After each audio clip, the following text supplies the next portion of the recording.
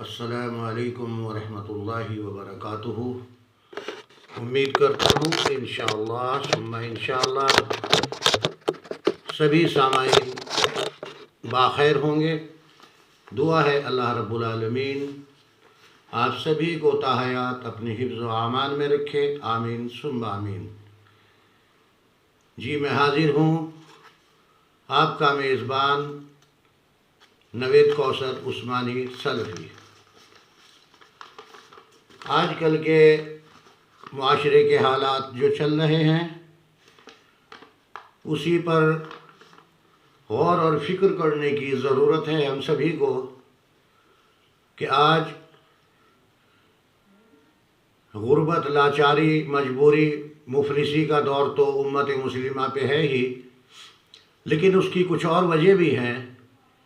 जो हमारी बच्चियाँ, बेटियाँ घरों पर कुंवारी बैठी हैं, बग़ैर शादीशुदा के बैठी हैं और उम्रें काफ़ी लंबी हो रही हैं, रिश्ता उनके मुताबिक नहीं मिल पाता। उसकी वजह क्या है? उसमें काफ़ी कसूरवार काफ़ी हद तक वालिदैन हैं, माँ बाप हैं। तो आप सभी हज़रात से मेरी दरख्वास्त है, आप मेरी वीडियो पूरी देखें और जो आज का मौजू है शादी, इसका आखिर में लब्बो लुबा पूरा निकलेगा। आप कहीं जाइएगा नहीं, पूरी वीडियो देखें और इंशाअल्लाह सुम्मा इंशाअल्लाह आपको ज़रूर फैज़ पहुँचेगा, ज़रूर आपके मतलब की बात होगी और पूरे माशरे की मतलब की बात होगी इंशाअल्लाह। तो लड़की के लिए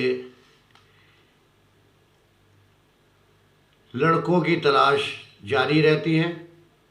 शादी के लिए लड़कियों की हमारे मुआशरे में कमी नहीं है, लेकिन सोच बहुत बुरी है। वालिदैन की सोच इसमें रुकावट बनी हुई है। एक तो ये सोचते हैं कि लड़का ऐसा हो कि उसका 250 गज़ का मकान भी होना चाहिए, लड़के की सरकारी नौकरी भी होनी चाहिए, लड़के के बैंक में 25 लाख बैलेंस भी होना चाहिए, लड़का अपने घर में इकलौता होना चाहिए,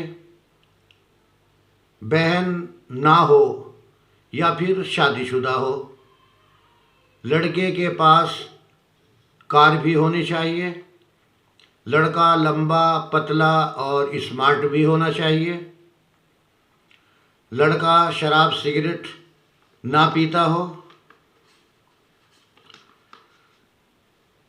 लड़के के नाम प्रॉपर्टी और ज़मीन भी होनी चाहिए, लड़के ने नौकरानी भी रखी होनी चाहिए, घर में नौकरानी भी होनी चाहिए, क्योंकि हमारी लड़की खाना बनाना नहीं जानती। हमारी लड़की शादी के बाद भी जीन्स पहनेगी। लड़के वालों की कोई डिमांड नहीं होनी चाहिए। हमारे पास लेने के लिए देने के लिए सिर्फ लड़की है, लेकिन लड़का हमें मुकेश अंबानी की ही तरह, मुकेश अंबानी की औलाद ही चाहिए।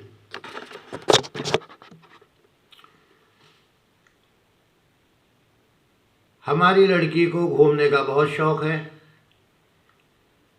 इसे हर महीने बाहर घुमाने भी ले जाना पड़ेगा।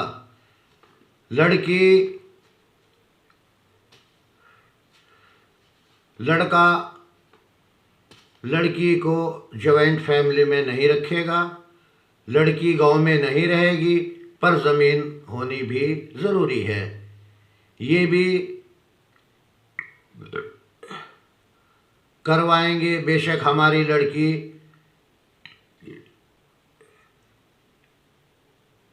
करैक्टर क्यों ना हो, उसका लूज करैक्टर क्यों ना हो, लड़की का बाप चाहे 60 साल की उम्र में भी ठेला लगाना हो, मगर होने वाला दामाद 25 साल की उम्र में करोड़पति होना चाहिए। अगर आप ये सभी शर्तें पूरी करते हैं तो आपकी शादी हम अपनी लड़की से कर सकते हैं। और एक बात और, आपको हम होल्ड पर रखेंगे और साथ में रिश्ते भी देखते रहेंगे, क्या पता हमें और भी अच्छा रिश्ता मिल जाए, वगैरह वगैरह। तमाम शराइत लड़की वाले लड़के वालों के सामने रखते हैं। देखने की बात यह है, ये देखना चाहिए कि लड़का दीनदार है या नहीं, लड़का शिर्क और बिदात में मुब्तला तो नहीं, लड़का नेक शरीफ है या नहीं। और यही लड़के वालों को भी देखना चाहिए कि जिस लड़की से हम रिश्ते के लिए जा रहे हैं, क्या वो लड़की दीनदार है या नहीं है। लड़के वाले भी बहुत लालची होते जा रहे हैं। हमेशा देखते हैं कि लखपति करोड़पति की बेटी आ जाए, लेकिन ये नहीं सोचते कि बड़े घर की बेटी आएगी तो घर का मुआशरा कैसा होगा, घर के मामलात कैसे होंगे, घर में कैसी ज़िंदगी गुजारेगी और गुजारने की ख्वाहिश करेगी।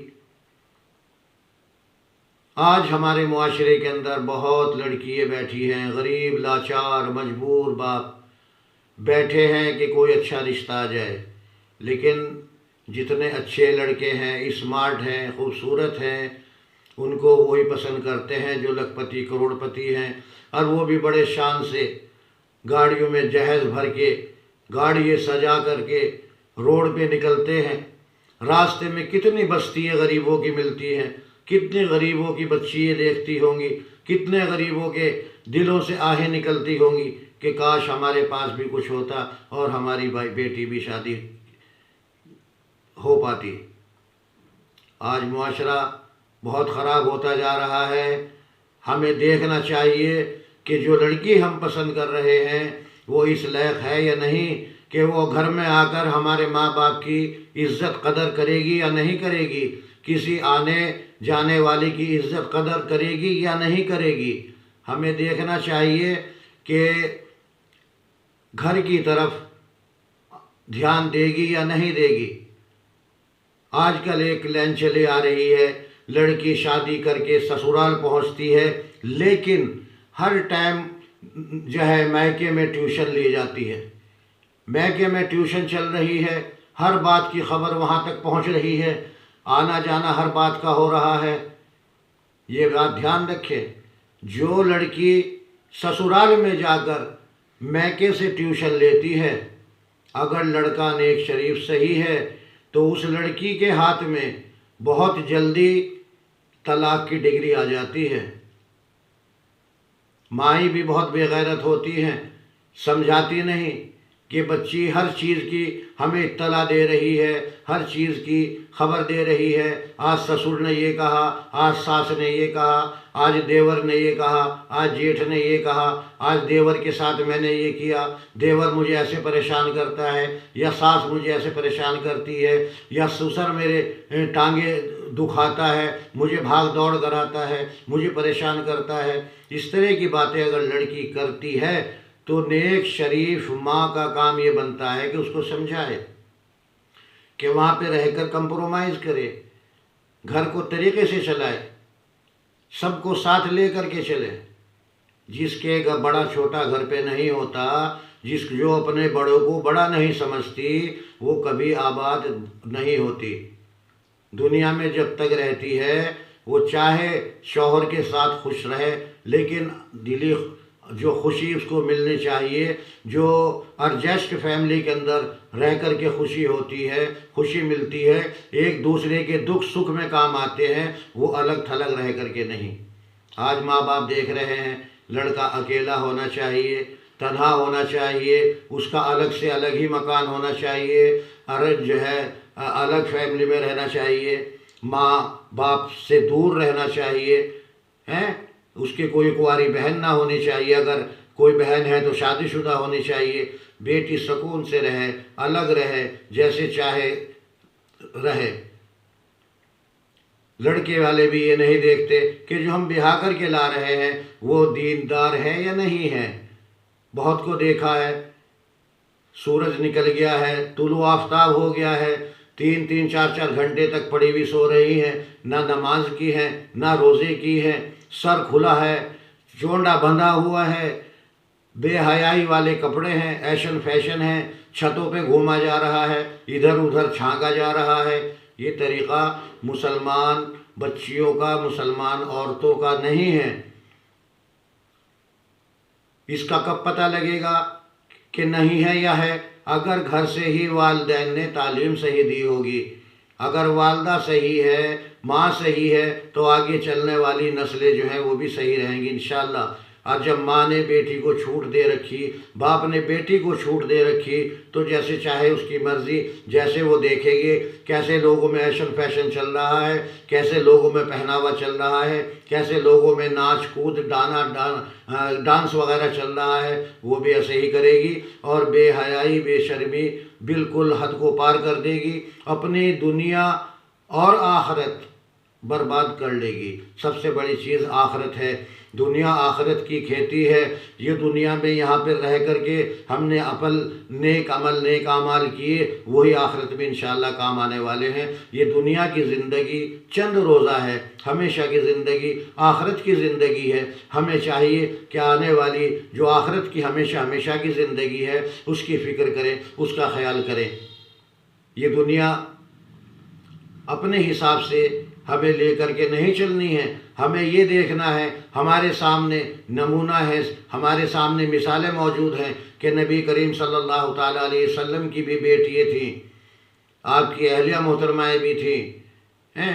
आप दुनिया में कैसे रहे, आपने कैसे अपने बीवियों का हक़ अदा किया, और आप कैसे ज़िंदगी गुजार करके दुनिया में से रुखसत हुए, और आप क्या नमूना, क्या तरीक़ा अपनी सुन्नतों के ज़रिए दुनिया में तालीम दे करके गए हैं। हमें ये सोचना चाहिए, हमें कुरान को समझ कर पढ़ना चाहिए। आज सबसे बड़ी कमी, सबसे बड़ी ख़राबी, सबसे बड़ी हलाकत की वजह यही है कि कुरान तो पढ़ते हैं लेकिन तर्जुमे के साथ नहीं पढ़ते, उसको समझकर नहीं पढ़ते। अगर हम कुरान को समझ करके पढ़ेंगे तो हमें मालूम होगा अल्लाह तबारक ताला हमसे क्या चाहता है, किस चीज़ से रोक रहा है, क्या खुशखबरी सुना रहा है, किस चीज़ से डरा रहा है। और गुज़रे हुए अंबिया अलैहिस्सलाम के वाक़यात अल्लाह तबारक ताला कुरान में सुना रहा है, उनके साथ क्या क्या मामला पेश आया और क्यों मामला पेश आया। अल्लाह तबारक ताला सब की बशारत हमें अपने कलामुल्लाह शरीफ के अंदर दे रहा है। दुनिया के बाद आखिरत की ज़िंदगी क्या है, बरज़ख की ज़िंदगी क्या है, मैदान हश्र क्या है, पुलसरात क्या है, जहन्नुम क्या है, और जन्नत क्या है, और जन्नत के अंदर जन्नतुल फिरदौस क्या है। जब सब चीज़ें और दुनिया में ज़िंदगी गुजारने का तरीक़ा हमें सिर्फ़ और सिर्फ कुरान और सही हदीस के ज़रिए मिल सकता है। आज अगर जो शख्स जिस फैमिली में, जिस घर में, जिस मसलक में, जिस जमात में पैदा हो गया, जो उसने अपना तौर तरीक़ा जो बड़ों से चला आ रहा है बस उसी पर है। जो तरीक़ा सही है या गलत है तहक़ीक़ नहीं करता। आज हमारे सामने इतना मुआशरा ख़राब हो रहा है कि मुसलमान कहलाने वाली बेटियाँ गैर मुस्लिमों के साथ फ़रार हो रही हैं। क्यों? क्योंकि दीन की तालीम नहीं है, जायज़ नाजायज़ हराम हलाल की तमीज़ नहीं है, माँ बाप ने सिखा ही नहीं, दीन की तालीम से दूर रखा, ऐशन फैशन में रखा और दुनिया भर के मशगलों में मशगूल रहें। आज बहुत बुरा हाल है, ये ख़राबी आ रही है, दीन से दूरी। आज उम्मत मुस्लिमा बर्बाद हो रही है कुरान और हदीस से दूर हो करके।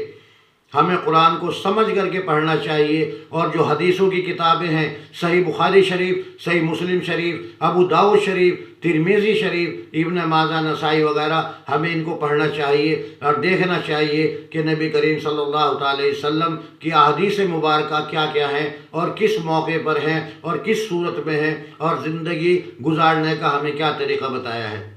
तो कहने को तो मेरे मोहतरम बुज़ुर्गों दोस्तों बहुत कुछ है, लेकिन आप सबसे दरख्वास्त है कि जो मैंने बातें कही हैं इनको बड़े ध्यान से गौर करें, तन्हाई में सोचें और अपने आसपास की भी फ़िक्र करें, अपने भाई भतीजे भांजी भतीजी हैं उनकी भी फ़िक्र करें और दूर तक की वीडियो शेयर करें। अगर आपकी वीडियो शेयर करने से और दूसरा ये वीडियो देखेगा और उसकी इस्लाह हो जाती है और वो हिदायत के रास्ते पे आ जाता है, तो इंशाअल्लाह सुम्मा इंशाअल्लाह आपके मरने के बाद भी इसका सवाब आपको मिलता रहेगा इंशाअल्लाह सुम्मा इंशाअल्लाह। तो आप सभी हजरात से दरख्वास्त है कि वीडियो को ज़्यादा से ज़्यादा शेयर करें, ज़्यादा से ज़्यादा लोगों तक पहुँचाएँ और लोगों की इस्लाह की फ़िक्र होनी चाहिए। सबसे पहले अपनी इस्लाह हो, फिर जो अपने मातहत अपने घर के फ़र्द हैं उनकी इस्लाह का फ़िक्र हो, आस पड़ोस का हो, अजीज़ व अकारीब हो, रिश्तेदारों का हो, कुल उम्मत का हो, कुल मोमिनों का हो, तमाम मुसलमानों का हो, सबका फ़िक्र सबका जज्बा हमारे अंदर होना चाहिए।